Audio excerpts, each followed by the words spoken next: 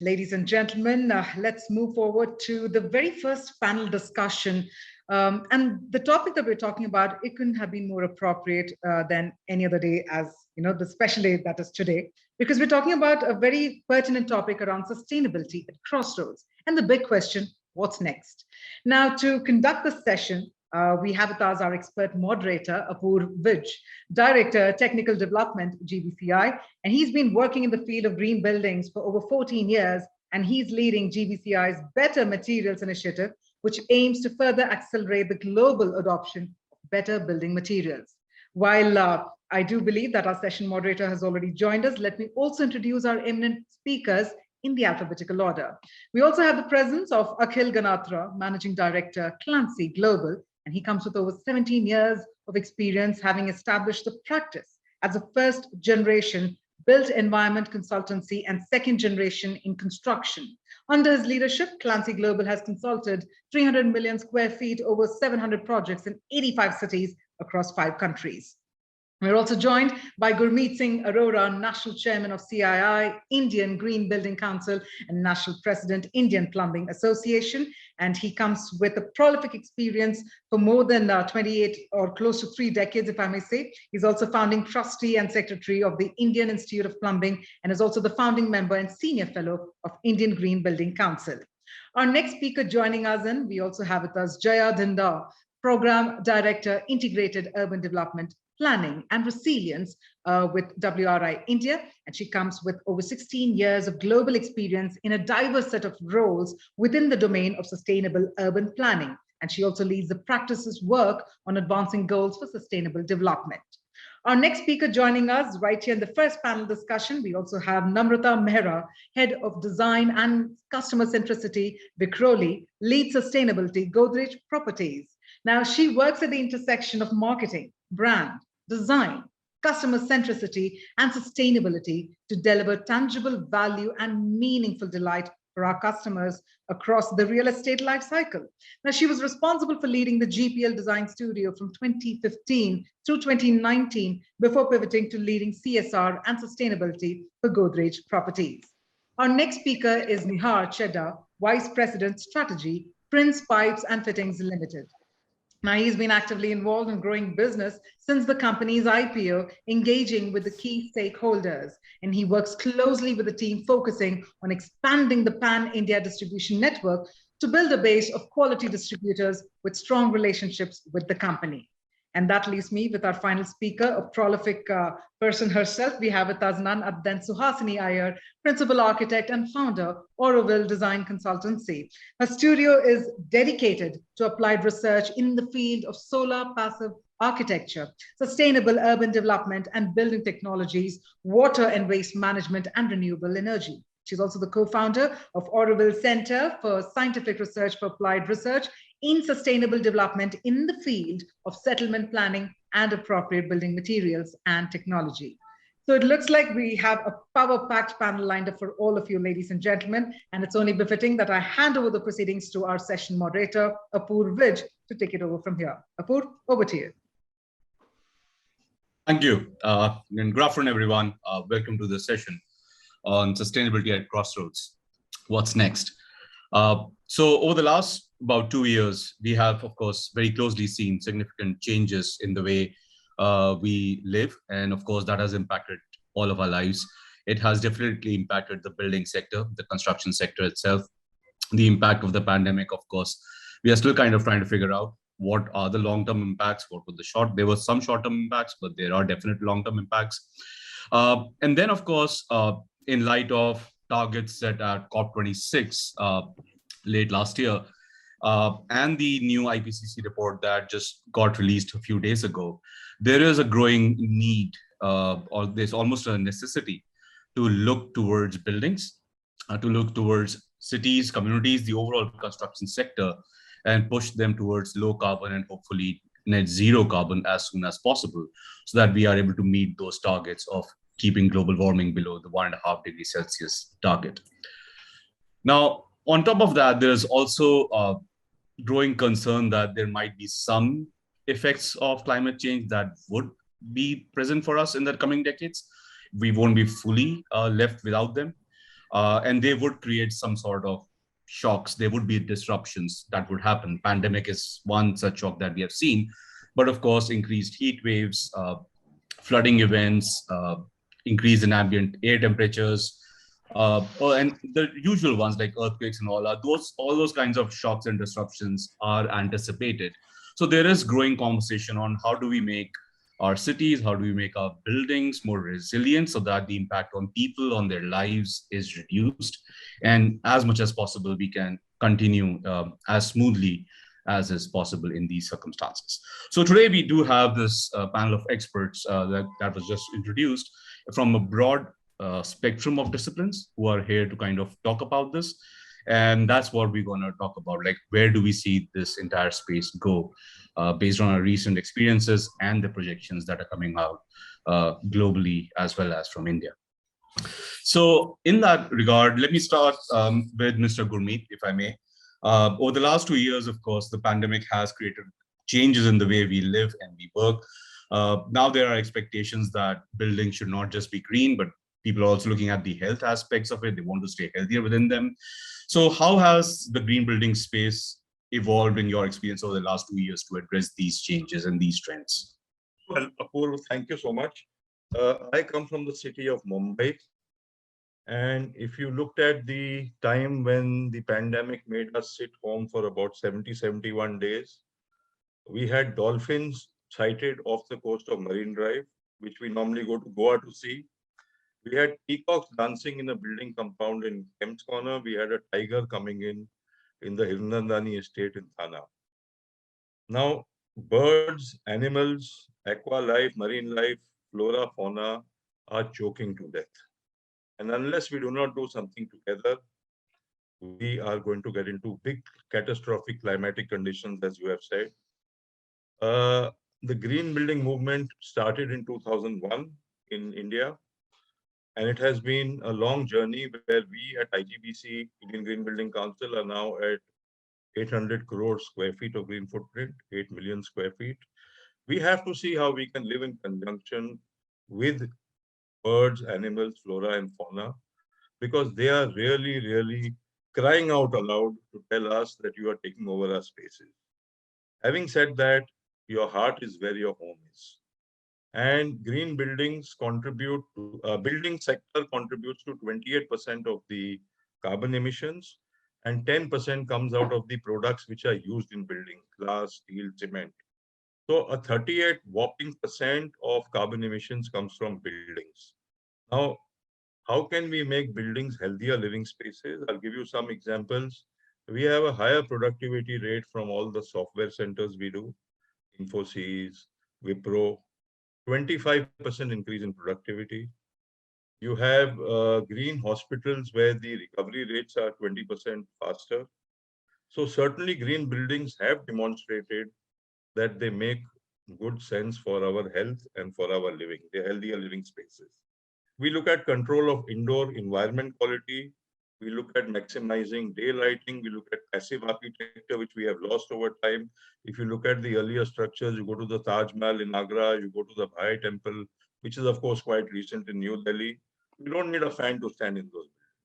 There is so much, the Hawa Mahal, there is so much cross ventilation taking place. Green buildings are 3 to 4 degrees less in temperature without any active cooling than the ambient temperature. So it makes good sense to go green. And now we have green buildings which do not cost much. The buildings now are not even more than 1 or 2% compared to a conventional building. We look at bringing in daylighting without bringing in heat. We look at using materials which are in abundance rather than in depletion. For example, we brought about the use of fly ash cement because fly ash was in abundance. We look at energy efficiency, water efficiency, harnessing water by rainwater harvesting. I am very happy to note that the government has taken up a mantle upon themselves to green India. You have the Swachh Bharat Mission 2.0, where they're looking at, you have the Amrut Mission, Atal Mission for rejuvenation of urban, urban transformation. Your government is looking at free sewage cities, free garbage cities. Already 9 cities are qualified. but they are looking at 157 cities now. You're looking at treating all water and sanitation and waste. You're looking at ODF, the big ODF program, open defecation free program that is taking place. We're looking at energy conservation through the Bureau of Energy Efficiency, the ECBC norms, and the Indian Plumbing Association is now working with the Ministry of Housing and Urban Affairs, where we are bringing about what we call a Bharat tap, where we reduce water consumption in plumbing fixtures and sanitary ware by 30-35% at source. So you do not need to treat that much water, because treatment is also costly. You go to Singapore, just in our neighborhood, 40% water comes from desalination, 40% comes from treating sewage, gray and black water, and they put it in a bottle called new water and we drink that water. We may have this trauma or this thing that we can't drink flush water, but it's treated to a level in the new water plants, which is not only potable, it is drinkable. So there has been a lot of reduction of carbon footprint from the government's initiatives. They have a clean air program where they're looking at 154 cities for the National Clean Air Program. They want clean air, clean water, clean land. And now we have also seen that trash is cash. So we have to seriously look at the cradle approach. And as far as the Indian Plumbing Association is concerned, I would advise you, do not think you're Lata Mangeshkar or Mohammad Rafi, you sing under your shower. Please do not use your WC as a dustbin or ashtray. I do not know, Apoorv, whether you smoke, but if you do, you anyway use an ashtray. Do not dump your hair. I mean, girls would dump the hair and flush it down. We don't have water for tomorrow. India has 17% of the world's population, only 4% of its fresh water. So you can produce energy by renewable sources, but where will you get water from? My request to everybody is we must have certified green cities. I went to a very large, can I just have another 30 seconds? I went to one of the largest builders in India, and I went to see 2 flats there. The flats were 100% air conditioned. So I told this builder that, boss, my children can't live in an air conditioned space all the time. How can you, and only one window opens 45 degrees. He says, sir, we have a lawn down 21 lakh square feet. So I'm not going to go down and have my chai and coffee in the morning in the lawn. I mean, people don't understand that, and they say they're green. Without certification, because you see, green buildings look at using sustainable materials, using materials which are recyclable. Landfill, they save on landfill, they save on carbon footprint, energy efficiency, water efficiency, low VOC compounds, and there are many more things that we look at where we are now moving towards net zero energy, water, carbon, and waste. So certainly we have a long way to go, but I'm proud to tell you, you belong to the GBCI, but now India is the second largest green building council in the world. We have 800 crore square feet. Okay, and we are aspiring to be number 1. Let me tell you now in an open forum, because my task is I must green my mother India, and I must stop people from keep on taking out from their mother's womb again and again. The mother will die. Thank you. Right. Thank you, Mr. Gurmit. Jaya, let me come to you next. In light of the pandemic that we've been facing and the anticipated extreme weather events that are projected to, which have started, of course, and are projected to increase going forward, what are the kind of, say, adaptation and mitigation strategies or policies that you're seeing being discussed or considered implemented in the city space in India?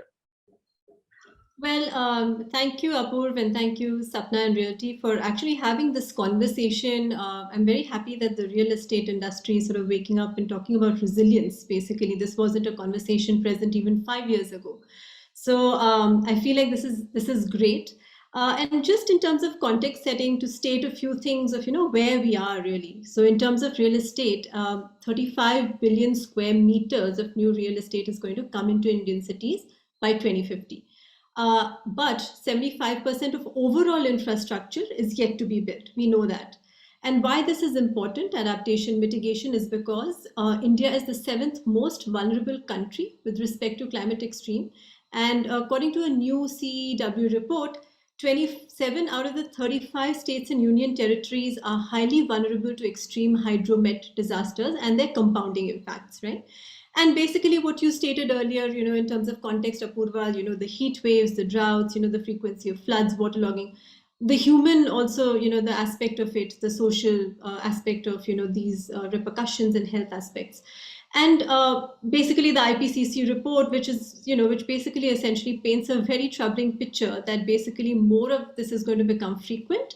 It's going to become more severe, and we are going to have to adapt at the end of the day, because the GHG emissions reductions required to overcome this this sort of phase that we're going through is half, and the point is, will the world change business as usual and get there? So what's happening is that a lot of these, events will also cause irreversible impacts, right, on biodiversity, economy, food security, mental health, physical health, and all of that. And so therefore, a lot of this adaptation mitigation is being talked about. Mitigation is essentially how do you reduce your GHG emissions and your carbon that you're emitting, right, from the activities that cities and countries are typically doing. The adaptation part is that how quickly do you adapt to these stresses, knowing that there's going to be slow onset, rapid onset events that are going to be happening. How do you bounce back? We talk about how in Mumbai, for example, there's floods every year, and Mumbaikars are very resilient, they bounce back. So how quickly can you bounce back, right? So those are two things. Now, the Indian government, basically through national policy, sub-national policy, there's a lot going on, and I do think Mr. Gurmit touched upon several of those points. And I'd like to add to that, on the national policy level, for example, there are three main things. Sorry, there's a train going by. The first is basically around land use and transport integration, so looking at planning, looking at the design of cities, the congestion, the sort of sprawl that is happening, and how do you look at transit-oriented development. So the national government has put in place, national transit-oriented development policy. The states are following, cities are following suit. They understand that compactness is required in order to reduce GHG emissions. One is from just, excessive travel. The other is also from promoting sort of, mass transit, non-motorized transport and all of that. So that's happening. The other is on the, green infrastructure side, and there's schemes like the Smart City Mission, Amrut, Jal Shakti Abhiyan. They have implemented, or they're in the process of implementing, climate resilient projects across cities, lake rejuvenation, restoration of natural wells, open green spaces, rainwater harvesting. There's also the there are also around specific Nagar Van schemes, for example, which are around urban forestry and how do you increase that in the context of cities. So that is happening. And then there are many initiatives around energy, right? Renewable energy and increasing energy access and so on for the poor. At the state level, there are various schemes which are being spearheaded, like Maji Vasundhara in Maharashtra, for example, and there's things happening in Kerala. There are around biodiversity and green space conservation. City level also, many cities have started their climate action plans. Mumbai, Bangalore, a lot of cities are starting on that. They have completed. Mumbai has actually just completed. They will be launching that soon. They're looking at sector-wise GHG inventories for the first time and setting targets on how to cut down those emissions. So if in transport, this is where we are, how do you kind of rein that in and so on. And there are these plans, for example, that cities like Bengaluru, Bhopal, Delhi, Madurai have incorporated, like, the blue-green infrastructure plan as part of their city development plans and master plans. Surat, is doing something around clean air. And there are lots of on-ground interventions also which are happening, but in pockets and quite fragmented, especially around nature-based solutions. So basically looking at how do you bring uptake for that, expand green cover expansion. So there's the 6 biodiversity parks in Delhi, the Virgin Urban Forest in Pune, and many small examples. But the problem is that these nature-based solutions, which are going to be very powerful, actions against adaptation, are slow to the uptake. There are many issues with, kind of scaling them. And the point is, how do you, scale up nature-based solutions and adaptation action in cities? So that's where we are sitting right now, Apoorv. Thanks, Jaya. Hopefully we pick those up soon. Suhasini, let me come to you next. And let's talk about design, because design is an extremely important part in sustainable buildings. A good design or a bad design, either way, the impacts of those designs do get logged into the building once and for all, for say, over the life cycle of a period. We won't change building walls and completely demolish them for 50, 60 years. So as we are looking towards this future where we also need to consider some of the future impacts of climate change. How do we kind of look towards designing buildings which are sustainable, but also more resilient in the long term?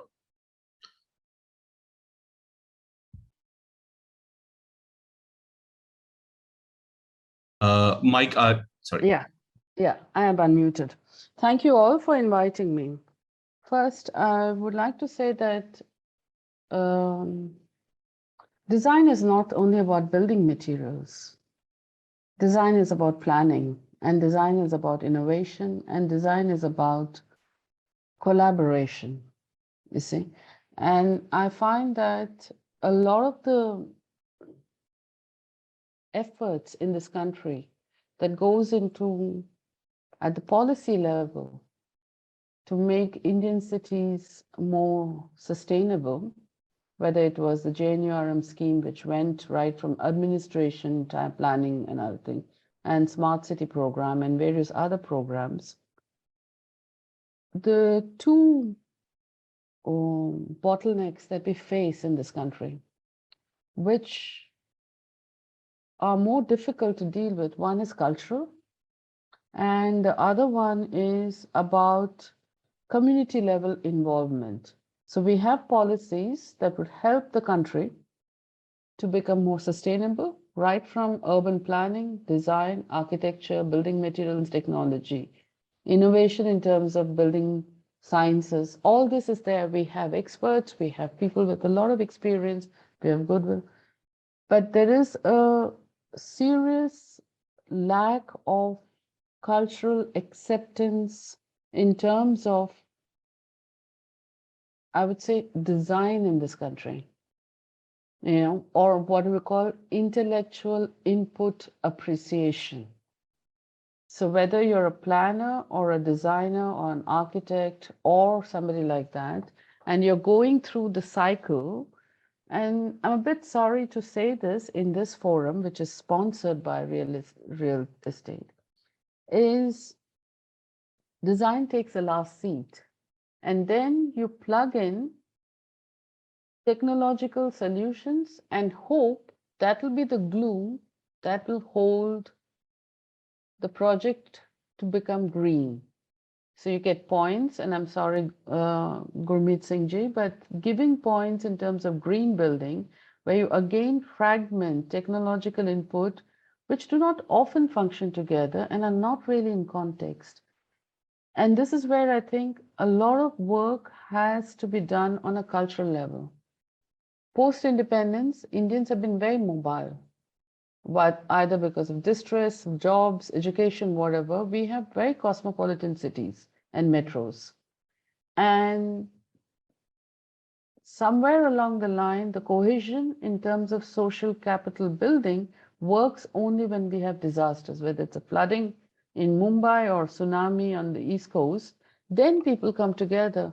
But what we have in hand is one of the biggest disasters that we as Homo sapiens sapiens are going to live through.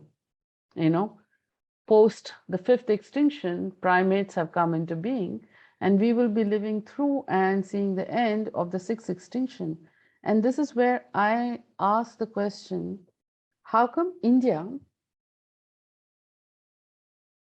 is such a paradox? Because we have culturally and socially one of the most tolerant and collaborative people. And yet, when it comes to making our cities livable, we are extremely competitive, whether it's in terms of land speculation, hogging of infrastructure, you know, not following any rules or regulation, right down from how you drive on the road to waste management and other things.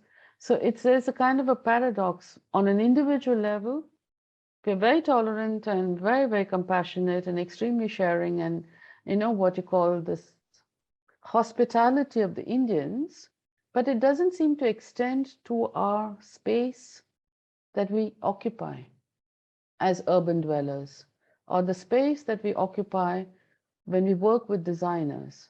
It is a competitive enterprise. I'm in this field since 35 years. I can say almost 100% of the projects I've done are focused mainly on putting together strategies and building into a holistic system of design which has water, building sciences, climate, context, vegetation, landscape, waste management, energy generation, everything, right from the first project I started after I left college to now. But what I find most amazing is that between the people who occupy it and the people that I'll build with, it's competitive. You do your work as a designer, then the engineer does it, and then the builder does it, and the financer does it. It's all fractured, disrupted, and segregated. Seriously, I feel that it's not about the embodied energy of the building material I use or efficient building designs that I use so that I cut down on the amount of space that has to be built and yet fulfill 100% of the functions.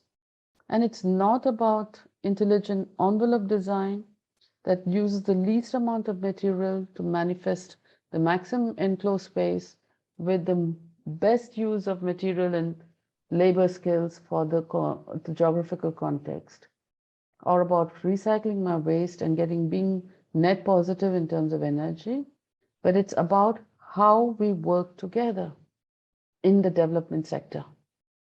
And this is where I find that we as professionals may have to take the leadership role between the engineering, design, technology, and planning sector to bring about a new paradigm shift in terms of professional collaboration. When Jaya was talking about land use and mobility being integrated, otherwise you don't get sustainable urban planning. And I completely resonate with that as an urban planner myself. But land use is only tied to land value, and mobility is only tied to disposable income, strata. So the more disposable income I have, the further I want to live from where my income is generated. These kind of paradoxes are a bit difficult to deal with if we do not put our finger on the cultural sensitivity of the professionals and say, let's stop looking at only iconic buildings and green buildings and appreciating, the star architect, but looking at a collaborative enterprise where we say, each one of us is part of the whole, and the whole is part of this country. And this country moves only when we collaborate. Which brings me then to the next phase, like how do we bridge the gap between the professional, the public, and the politicians at another level? Because only then we move it to the impacting the structure itself that controls the development without actually paying attention to it. Because to put it in a certain metaphoric language, you can, bring up a child two ways, by neglect or by being very present. And both ways you bring up. And I feel that we are building this country by neglect right now, but focusing a lot of love and attention on the finance, real estate, and the industrial sector. And they're hoping that somehow, by some magic, it'll all come together one day by itself. But it is not. I find the last 10 years, the situation has actually become starker, and the pandemic brought it very close to home for us, and we start waking up that we are not outside the impact zone. We could be collateral damage in the design profession itself. Thank you. Right. Yes, I mean, we do need to get everybody on board. So let me just go to Namrata next. At Godrej Properties, where you have been designing a lot of green buildings for a very long time, now almost 2 decades. And given this shift now that we are seeing on moving towards, say, net zero buildings and net zero, say, energy and water buildings, how is that getting factored into design and construction at Godrej Properties? Actually, if I may, because I believe the only real estate person on this panel and therefore speak on from the other side, I don't think I want to talk about green buildings at all. And I say this with the utmost respect to all green building professionals, because what we felt at a large real estate company, and we have a footprint of 153 million, and I think what Jaya has also helped set context as to how much more. I mean, if one developer can have a development footprint of 153 million square feet, you can imagine aggregated, you are seeing actually that much come into the market every year and subsequently till 2050. So the way we look at sustainability, and I believe it has evolved from a focus which was predominantly on green buildings.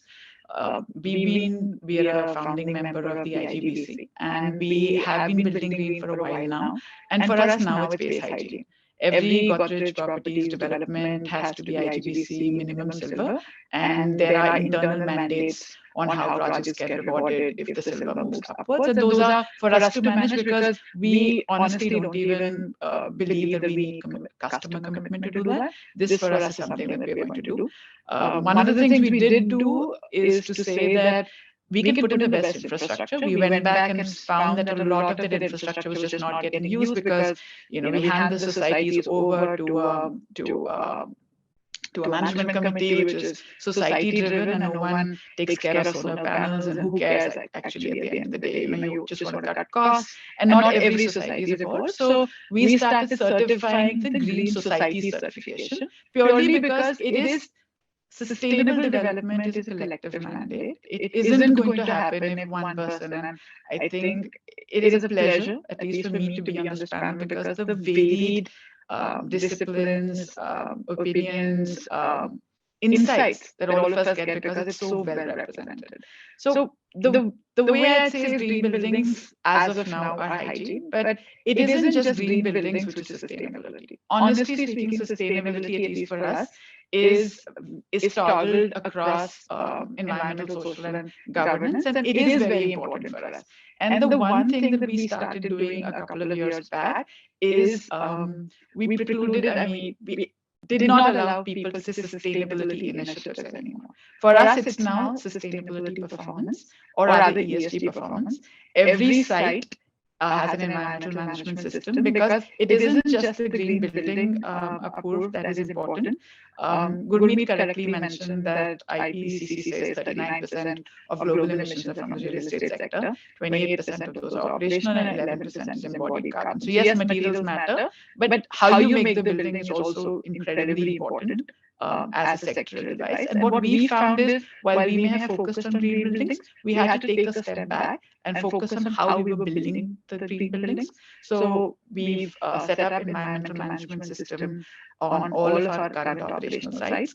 I'm hoping to say that by the next year, all of them would be ISO 14001 certified. For us, our biggest thing is to, in the reuse, recycle, mitigate, that we have to make sure that consumption is less. Then we have to ensure that whatever we build is built in that premise. And in case we are not able to fully address our footprint, we must sequester in that respect. Now, operations therefore have been the thrust of our efforts in the last couple of years. And another reason, or another thrust area that I believe real estate would greatly benefit from is exceedingly transparent public disclosures. So we fill in all the GRISP rating forms, which allow us to see where we are, and we benchmark it. 2013, I can honestly say our scores were terrible. That was 7 years back. But the moment you hold yourself up to an external benchmark, you know where you have to put your efforts in the entire ESG value chain, and you can actually recognize and control and impact, and therefore extend sustainability beyond what is the perceived functions of purely design and construction. So for us now, in the entire company, 12 to 15% direct workforce of a 1,900-person large real estate company has ESG, or for this matter, sustainability performance mandates in their goal sheets. What this means is it's not no longer optional for you to do something. The other thing is that data matters in a country such as ours, where data is not in great supply, and it is very important for us to know what is the cost of our doing business. So if we say, at what cost to the planet is our profit being delivered on? And it's not easy. Trust me that to sort of infect an entire system to be able to pull this sort of consolidated efforts. My learned colleagues on this panel, Jaya, all of us, Gurmit, it's a pleasure because you do realize that if things work together, it's a lot better for us to see what the value is. So one of the things we did is actually go back and look at our emissions footprint by looking at each and everything we purchased, how we used it. That means in every project, we have GHG accounting. Every project, we know what the consumption data is.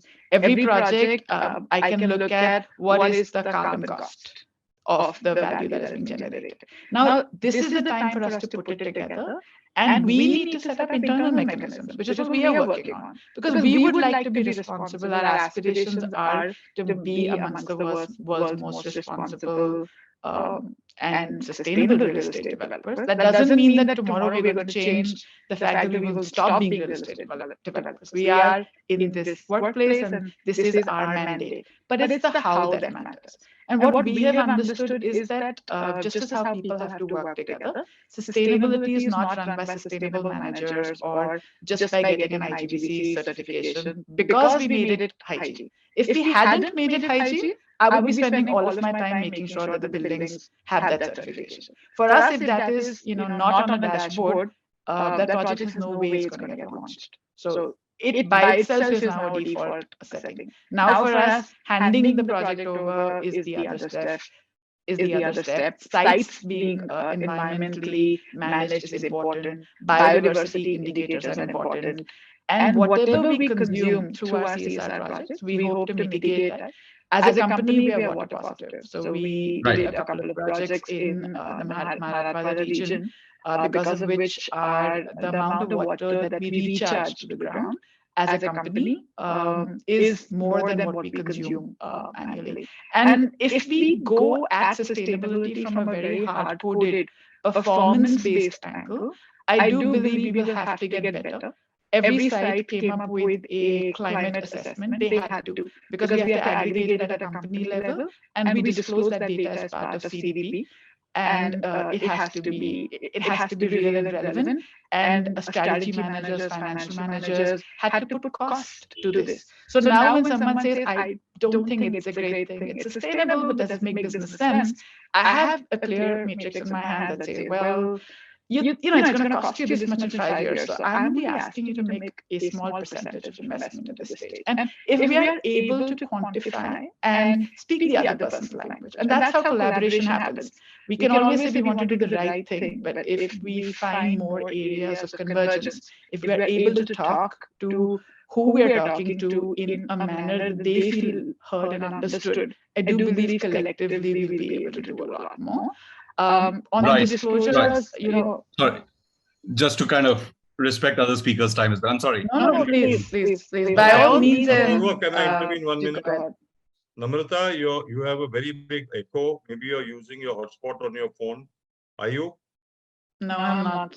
There's a very big echo. Anyway. Yeah. No worries. Thanks, Apoorv. And like I mentioned, we have to move into a sort of a value-based, larger, almost like an ecosystem approach. If truly, we have to work together and solve problems. So, sorry if my answer was beyond green building. No, Namrata, I think you really need to check your sound because it was very difficult to follow you. You have a terrible echo. Maybe you can leave and rejoin again. Maybe it will be better. Sure, let me do that. Sorry, Apoorv. No, that's fine. So I think in the interest of time, let me just jump to Nihar next. And we talk about water, because water, of course, is a very, very critical resource. Electricity, once generated, it's easy to transport to further distances, but water is very regional. So water issues also become regional.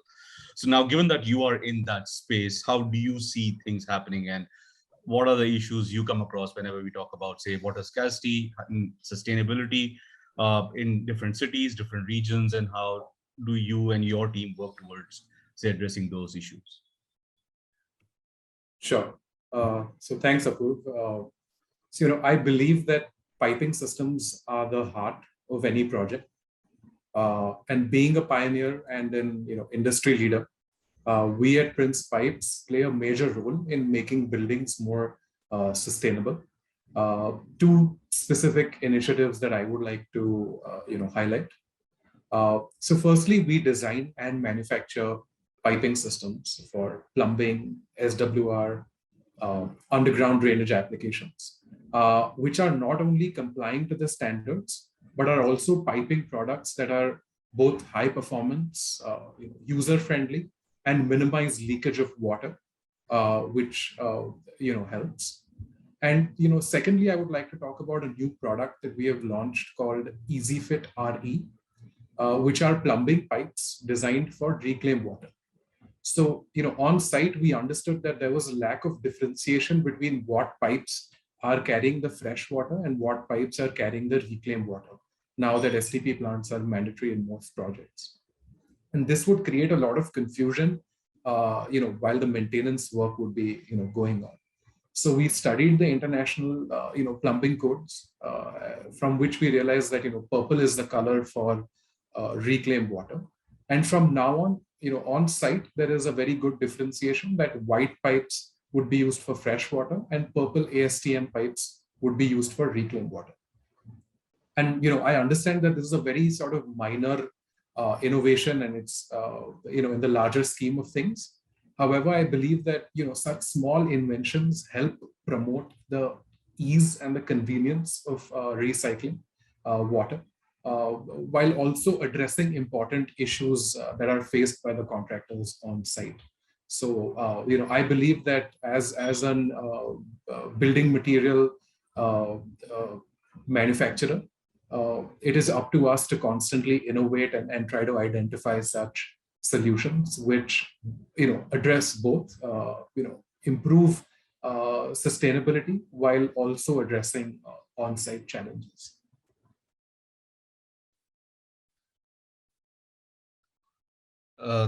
Thanks, Nihar. So yeah, I mean, that is of course very important, and I think that collaboration between demand and from the designers and the professionals and the response from all the building material manufacturers to kind of meet that demand is essential to kind of keep moving forward. Which brings me to Akhil.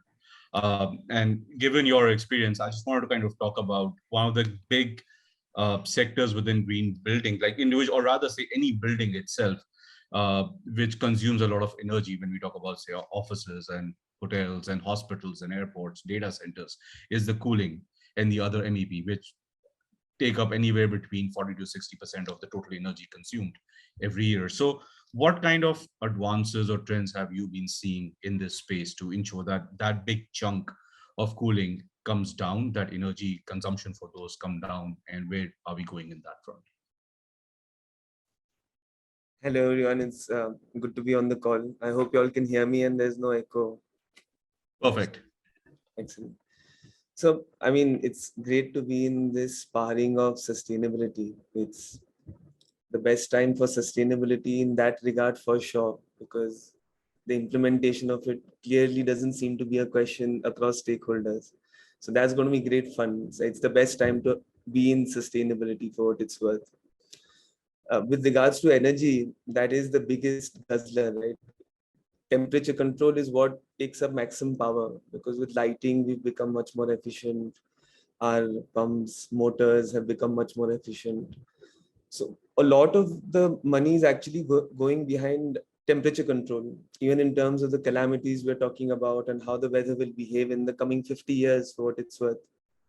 But all that is going to come down to, sort of how are you going to control the temperature within buildings, whether you're heating it or cooling it. Within that, there are a lot of options available, to be honest.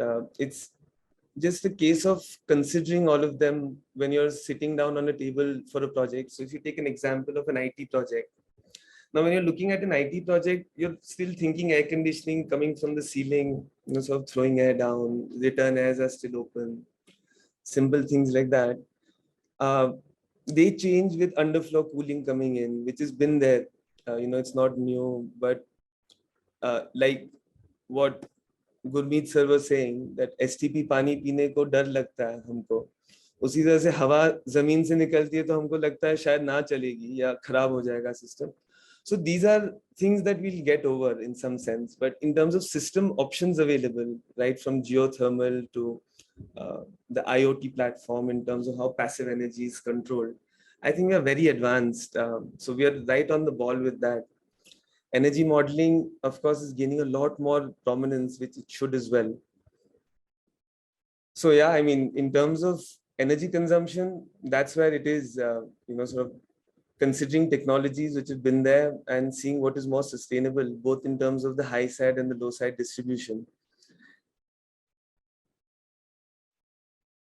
MOEF, I mean, sorry, I just will do another minute if that's okay. Gurmit and Jaya covered a lot of government initiatives that are bringing sustainability to the forefront. When we started, MOEF was the biggest thing that changed sustainability in terms of having STPs for all the projects. So regulation makes a huge impact, in the sense the fact that we are getting more regulation, it's actually amazing. So we're on the right track with that. So yeah, that's about it from me. Thanks, Akhil. So let's do one quick round of questions, and before we kind of summarize and close the session, looking at the time and throw it open for Q&A. This time around, I think, given the time, we might just have about 2 or 3 minutes per speaker, given so that we stay within the limits. And I'll start again with you, Mr. Gurmit. And now that we have heard all of these things as well, and we move into 2022, what are some of the immediate near future trends that you see in the space? How do you see this space evolve this year and maybe early next year? Well, I'll start by a quote of Greta Thunberg, the COP26. She says, blah, blah, blah, blah, blah, blah, blah, blah, blah, blah. We, ladies and gentlemen, are not blah, blah, blah, blah, blah. We have shown to the world that green buildings can improve health, can cut down on energy consumption, water consumption, and resource consumption. Having said that, I agree with Suhasini. She spoke about collaboration. What we are trying to do through our 30 rating systems, marrying Jal, Vayu, Agni, Akash, and Dharti into these rating systems, collaborating with nature and collaborating with Mother Earth. The future of green buildings covers health and well-being, which is very important. We are looking at radiation levels in buildings. We are all now using cordless devices. Rates of cancer are going up. We do not realize why people who don't smoke and drink are also getting cancer. I do not know how many of you know granite gives out 50% more radiation than marble. And all our airports scrupulously use granite on the flooring all over because it looks good. Now, having said that, Akhil, my own house in Bombay has a 800 square feet drawing room. And I have 6 tons of air conditioning in 800 square feet. Okay, the IGBC chairman, I'm a culprit. So let me admit that first. We certified a project in Kopal Kerni, 640 acres, 9,000 employees, 700 square feet, 1 ton of air conditioning. You won't believe me, all of you. Now, can you imagine the energy and the capex cost we brought down? The same company, 840 acres we certified, 17,000 employees, 850 square feet, 1 ton of air conditioning. So I have 800 square feet in my home, 6 tons of air conditioning. And the same, they provide comfort level to the employees, 17,000 employees, 850 square feet, 1 ton of air conditioning. Look at the reduction of energy and the capital cost. What you can measure, you can monitor. Okay? If you cannot measure, you cannot monitor. The biggest problem in India on water consumption is we do not meter each and every house and each and every office. The moment you start metering, like you meter gas and you meter Electricity, you have to pay for it, you switch it off. But water is free for you. The future of green buildings is moving towards the net zero movement. We have already launched codes for net zero water, waste, and carbon, and a pilot version of the, net zero water, energy, and waste, and a pilot version of the net zero carbon.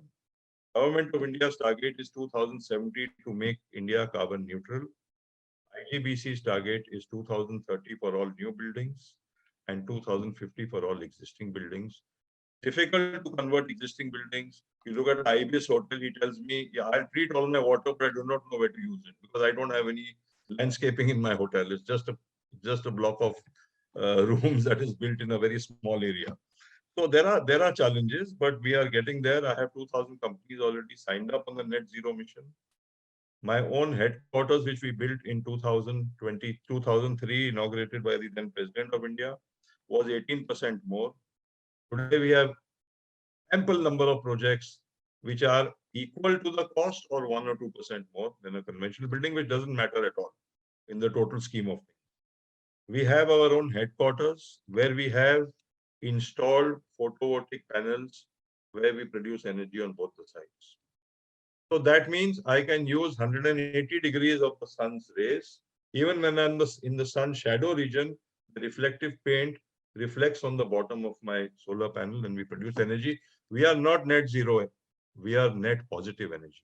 I have 250 employees working there with air conditioning and we produce more energy. We give back to the grid.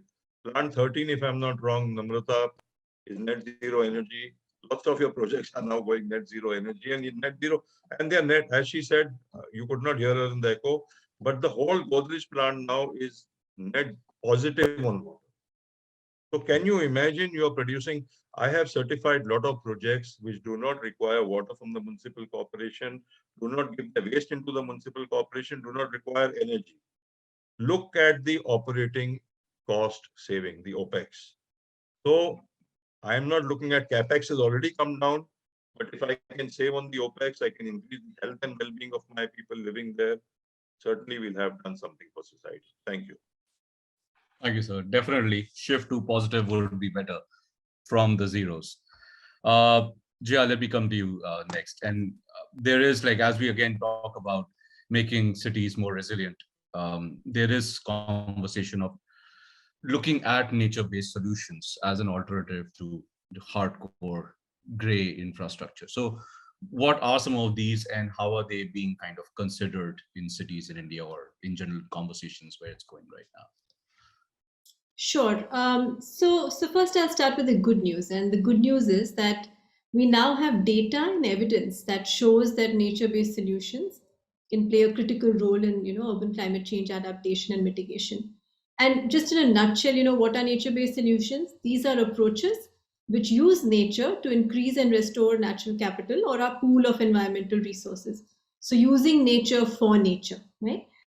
And the solutions are relatively low cost as compared to grey infrastructure or tech-based solutions. They're sustainable. They offer benefits like disaster risk reduction, carbon sequestration, mitigating heat islands, promoting water resilience, food security, etc. And they also have really good returns when it comes to generating livelihoods. So, the investment that you make, say, $1 million that you invest on nature-based solutions generates about 7 to 40 jobs, right? So these solutions, typically, they reside in two contexts when we talk about them. So they're either urban or rural. So urban NBS can vary in scale. So looking at building plot level, solutions like vertical gardens, green roofs, etc., to local neighborhood level solutions like rain gardens, block and avenue plantations, urban parks, etc. And then the regional scale, where you're talking about more on the wetland conservation, urban forest, mangrove, restoration, etc. These are the kind of interventions that we have when it comes to urban. And they differ from the rural solutions, which are like agroforestry and afforestation, which generally require large tracts of land and are managed by communities most of the time rather than individual owners.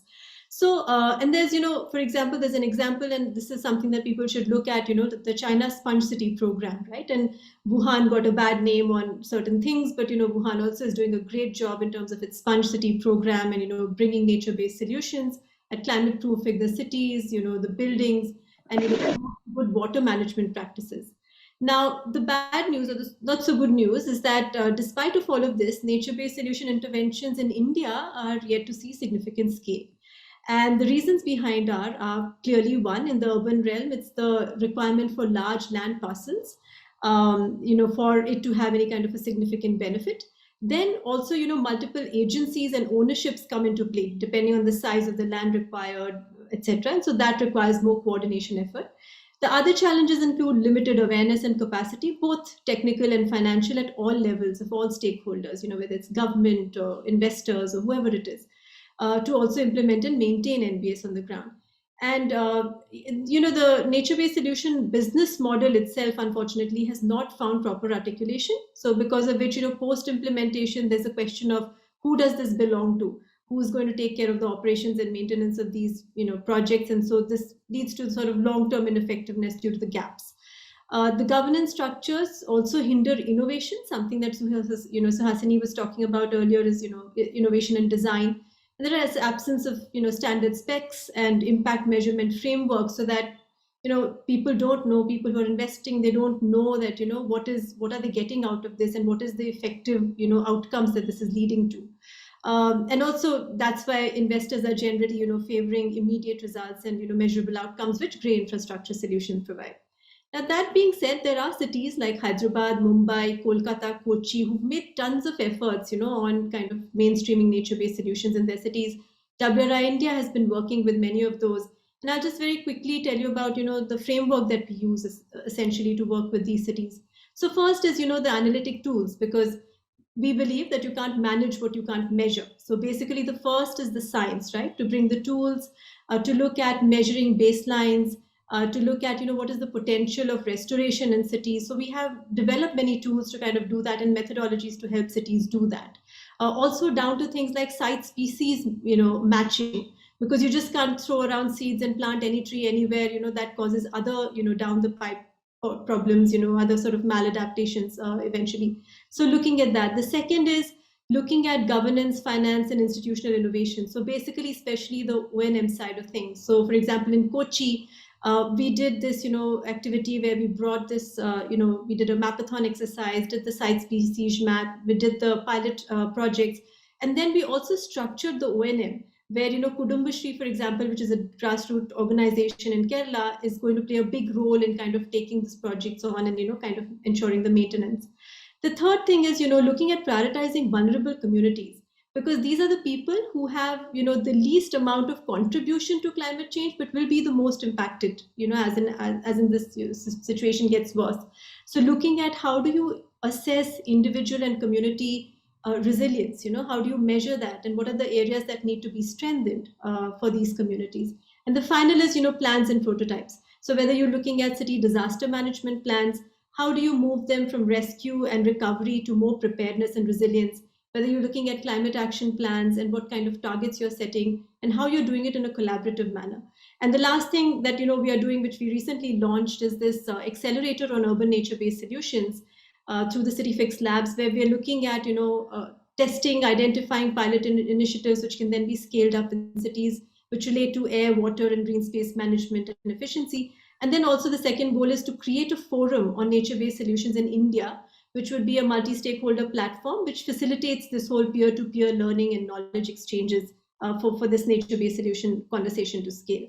So basically, as the IPCC report is again talking, with loss and damage, going to be rising exponentially, cities need a lot of finance for adaptation action to build resilient communities. And we pretty much have the opportunity now to influence about a USD 53 billion in budget over the next 5 years in sort of infrastructure and disaster. So, how we go about influencing that and bringing solutions which will take this in the right direction is, that's the onus which kind of lies on us all collectively. And I'll stop there. Thanks, Jaya. Namrata, let me jump to you next. And this, what I'm going to talk about is also something that we've heard a lot about over the last several years, where there's constant conversation about we need more demand and we need to figure out what the people want, whether they're buying their apartments or they're buying offices. And if the people want something, then those buildings or those better buildings or that degree of sustainability can be built into them. So in your experience, what are some of the expectations that you've heard, whether it's at the commercial scale or residential scale, from different kinds of customers, internal or external, and how do you kind of go about addressing them so that, First, I'm just going to check, Apoorv, that I'm heard. Yeah, this time, perfect. Sorry. Just changed earphone. Sorry about that. And on the demand side, I honestly think that there has been a fairly visible shift. And I'm not going to correlate it to any metrics like willingness to pay and such. I'm talking about qualitative demand. Particularly post the pandemic, there is a very increased appreciation that almost everyone has had for their homes, because we've pretty much been constrained towards those. And in this spaces mattered, access to green spaces, access, daylight, ventilation, all of those things have perceptibly become more important. And this is something that we are seeing across an entire demand base, which is across the country. So I do think that while we are prioritizing this in effect across our projects, this is only something that's only going to grow. One of the reasons I mentioned green societies is encouraging people to take care of their infrastructure, also to form communities. So we encourage people to set up, Jaya, you mentioned small green communities, for example. It could be folks who are growing their own vegetables. And we saw this happen across all our projects. And we are finding that setting up a pilot and scaling it across projects is a very easy way for us to impact scale. And we are seeing small interventions result much more important returns. One thing I must say that surprised us in terms of the volume that came out is the demand for electric vehicle charging, which we are seeing across board and across a lot of projects. I do think that this will, while now IGBC Platinum asks the numbers that you have to give has gone up substantively rather than what used to be there in previous years. I do think that this is a number that we will be tracking a lot more consciously, because there is a very clear correlation and all developers will have to take care of that. On the commercial side, we have found that green buildings pay. I'm not sure if you are aware, but one of our developments, which is Godrej BKC, in BKC, of course, and which is IGBC Platinum rated, was able to hold price for the highest transaction value ever recorded for commercial projects. Having been involved with that project from the start of the project from the start of the construction, which is digging the hole till the final handover, I found that our ability to hold on to the premise and not dilute any of the specifications which entailed for that project allowed us to do this. And I think that has given a lot of confidence to people within the system when they're able to say that, yes, if you do things right, and if we are not compromising, whether it's even on the urban scale, because we represented to MMRDA, we did not want to build a boundary wall at the ground plane. And these were things that you do not find developers representing. You don't typically find developers saying, hey, we'd like to keep the boundary porous and we'd like to put in a little bit extra green. I know you've requested the space. And we found that it was easier to do that jointly with our architects on the job. And we were able to convince them, and we've seen this happen. And now a lot of our leasing teams use such projects as benchmarks and say that it is only when projects don't have high degrees of specifications to cut out, say, solar heat gain, that they look blue tinted and green tinted. If you build right, you will have daylighting. You will not have to put the lights on in the day. So our leasing teams are now trained to say that there is a correlation between your operational cost and what you build and the infrastructure you put together. So, I mean, that's all from me, but I hope that gives you some confidence that yes, the demand side has also evolved. And I do think we will continue to see it. My only caution here would be not to wait for someone to ask for it. I do think we have to remain ahead of it. We have to provide solutions before it becomes a clamor from the customers. Right. Thanks, Namrata. Nihar, let me just jump to you next. And just wanted to figure out, like, as we are moving out of the pandemic now, hopefully, barring other crises evolving in the world don't impact us, hopefully. and we move towards some degree of normalcy, like what are the directions that you are seeing from your perspective emerge in this sector, and where do you see things going now in the future? Sure. So I think being one of the leaders, in the building material segment, it's important that we at Prince, not only analyze the future of sustainability and analyze these trends, but actually, drive the future of sustainability in plumbing.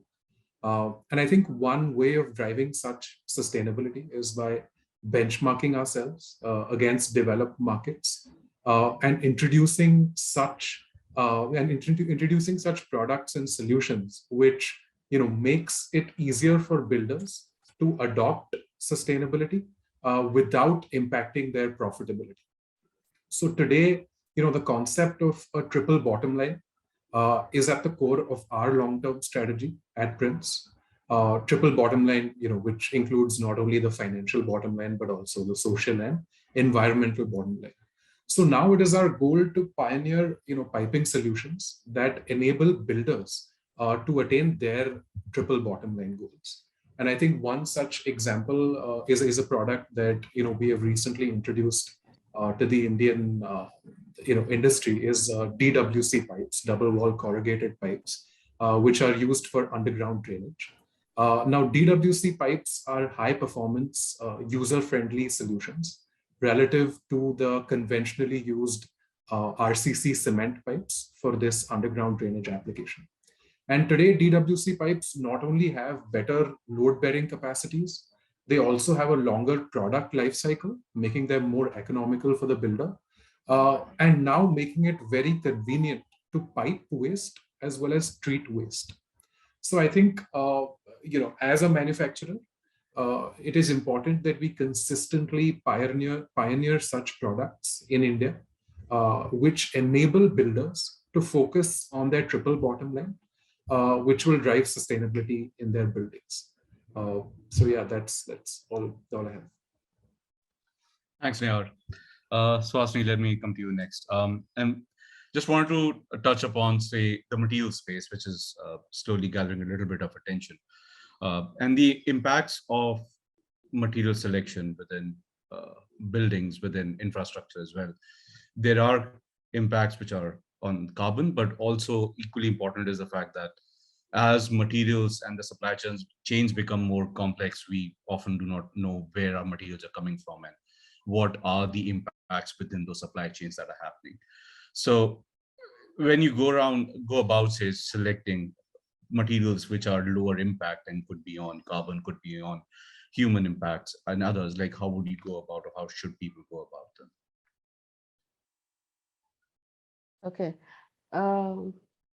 Whenever we take up any project, we actually do a kind of matrix based on several factors that makes a material choice for us in a way. So one of the first thing is, of course, the context. Where are we building? And one of the ways we go about identifying what is the local building material is to go and visit structures that were built pre-1950s, at a time when people didn't have disposable income, the road infrastructure was not developed, and skill development used to be basically localized. And so people tend to use the buildings over several generations. So they built for resilience, they built for actually longevity. So by just visiting just 3 or 4 structures that are built pre-1950s, you get a whole palette of what is the typical local material. Now, of course, you could have a bottleneck that, which could be that local material now is no longer local, or nobody's making it, or because there was no demand, or it's become too expensive, or whatever. The next thing that we look at is what can be supplied from this palette, okay? Even if it means going the extra mile for it. And third is looking at what does it mean in terms of how it's going to be used. And the last but final is the skill upgradation of the people who are going to work with material. So when you put all these together, of course, there's the cost factor and then the investment and other things but if the project is large enough, what we have noticed is that sometimes the collective memory has failed and you can just bring it back. And by just reintroducing something that was always there, it's almost like you do an acupuncture just where the memory has failed and people realize, oh, but that was so good, my grandfather and this. And so you can actually make a shift in the way people look at building materials and technology in a place. But of course, embodied energy, the life cycle of it, and how it is going to be impacting the area that you're getting it and the people who are producing it is another factor. So in a way, when you make the matrix of all these things, the first thing that jumps out to you is how you as a designer can make the least impact by first designing in a way that the building material and the building technology and the carbon footprint and the embodied energy and the life cycle cost, and all these can be reduced by efficient design, climatic design, and context-based design. So in a way, your question, I know you would like me to give you an answer that responds really to your question, but I cannot very honestly say that I can just pull it out and answer only that, because everything is kind of interrelated. Yeah. Thank you. Right. I mean, all these are like, as we also kind of, I think somebody pointed out earlier as well, like there is a need for more and more data, but as more data comes out, we suddenly start realizing the complexity and how many things get affected by every single decision. So yeah, I mean, it is not as easy, definitely, or simple. Okay, let me throw the last question to you, and hopefully I think we are a little over, but maybe we'll have just 2-3 minutes and we'll see. Sapna, if you could let me know in the chat after Akhil's question in case we have time for Q&A or not, depending on, we don't want to delay the next panel. But Akhil, also the last thing to you, like looking at, say, the green building space, the MEP space, there are changes that we have seen come over, say, several decades. People were talking about energy at one point of time. Now we're talking everything in perspective of emissions and carbon as metrics. We're looking at systems, and all the numbers that used to come out as so many kilowatt hour are now changing into so many tons of CO2 emissions, mitigated or reduced, etc. So how are, like, what kind of trends are you seeing from that perspective when you look at, say, reporting and how people are kind of looking at that data from the MEP space?